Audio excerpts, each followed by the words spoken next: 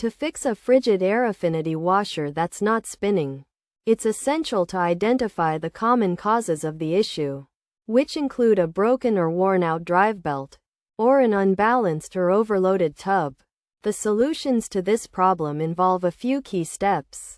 First, accessing the drive belt assembly by unscrewing and removing the washer's back panel. Then, removing the worn-out belt from the tub's drive wheel groove by pulling it out from one end and spinning the wheel towards the other end.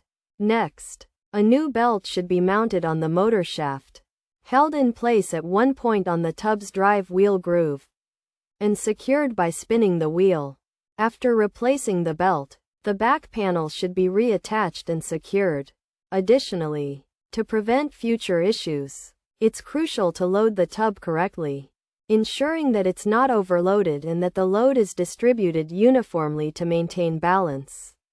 By following these steps, a Frigidaire Affinity washer that's not spinning can be easily fixed.